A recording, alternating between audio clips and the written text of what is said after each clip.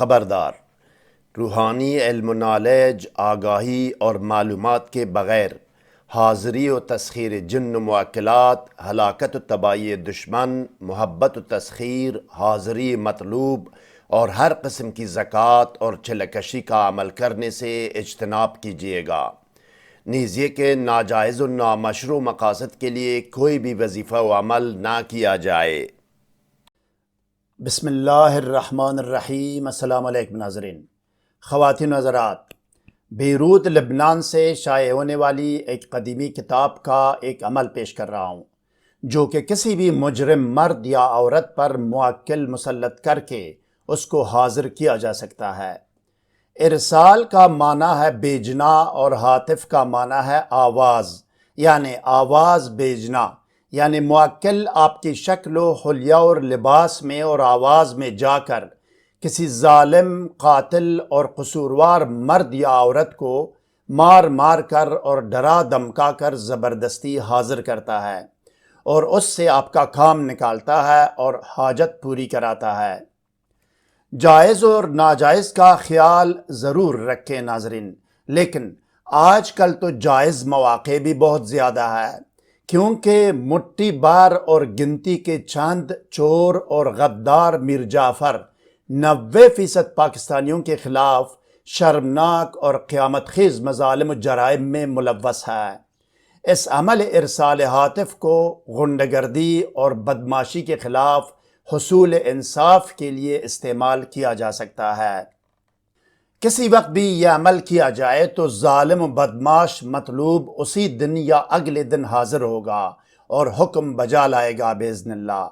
یہ مطلوب شخص عورت بھی ہو سکتی ہیں اور مرد بھی، چور، مفرور، ظالم دشمن، روپوش قاتل، قرضدار، ظالم شوہر، نافرمان بیوی، گمشدہ، نافرمان اولاد، ناراض رشتہ دار یا دوست بھی ہو، حاضر کر کے اس سے کام لیا جاتا ہے اور حاجت پوری کرائی جاتی ہے۔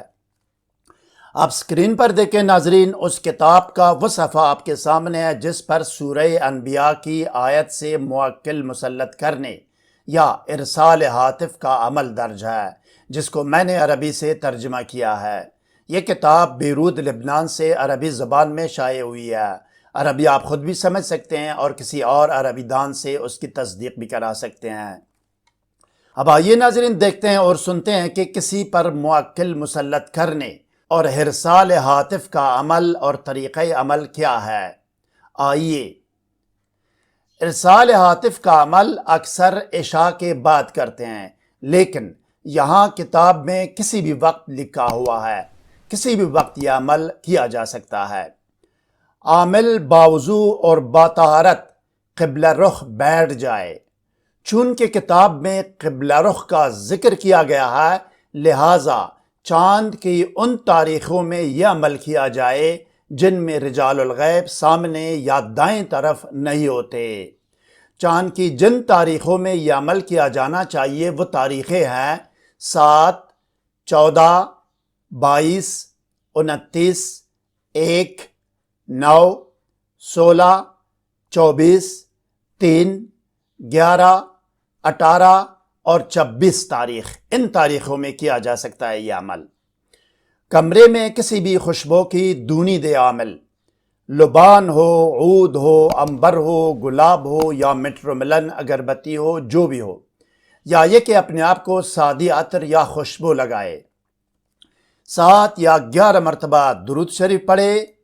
اس کے بعد صرف اور صرف ایک مرتبہ بسم اللہ الرحمن الرحیم پڑھ کر 1000 مرتبہ یہ آیت کریمہ پڑھے۔ ایک بسم اللہ الرحمن الرحیم کے ساتھ 1000 مرتبہ آیت کریمہ۔ اس دوران ہر 100 مرتبہ کے بعد ایک مرتبہ عزیمت اور توکیل پڑھے، جو سکرین پر سامنے آنے والے ہیں۔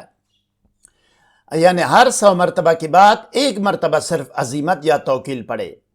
1000 کی گنتی پورے ہونے اور آخری عزیمت کے بعد ایصال ثواب کرے عامل۔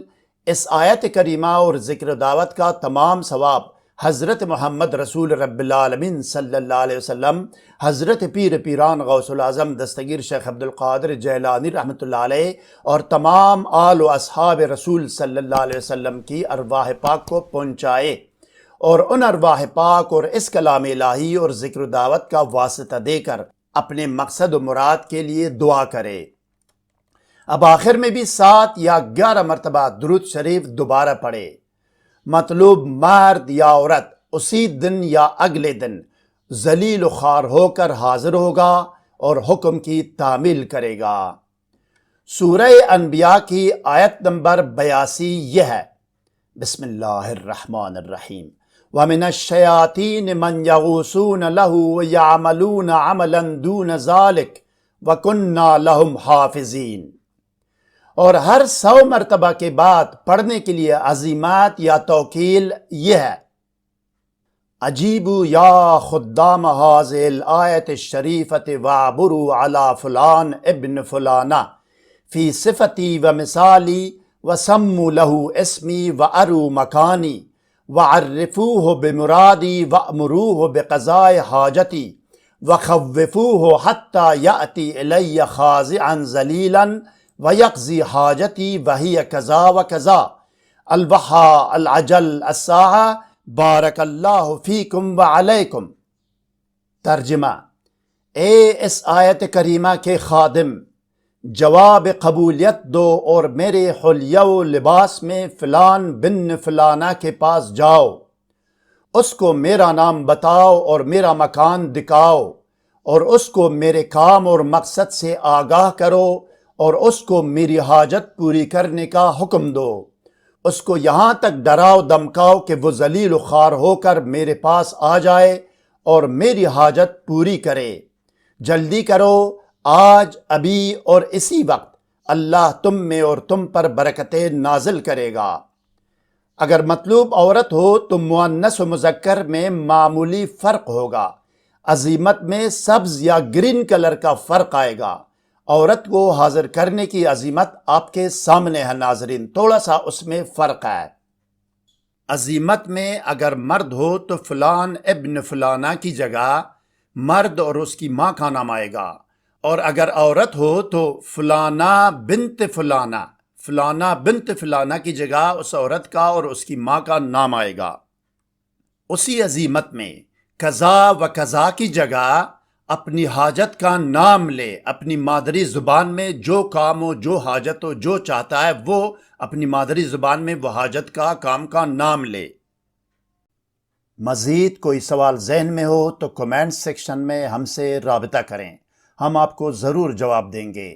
ہر نئی ویڈیو سے باخبر رہنے کے لیے اس ویڈیو کو لائک اور چینل کو سبسکرائب کریں اور بیل آئیکن کو پریس کر کے آل پر ضرور کلک کیجئے گا۔ اگلی ویڈیو تک خدا حافظ، سبسکرائب کرنے کا شکریہ۔ والسلام علی من اتبع الہدی۔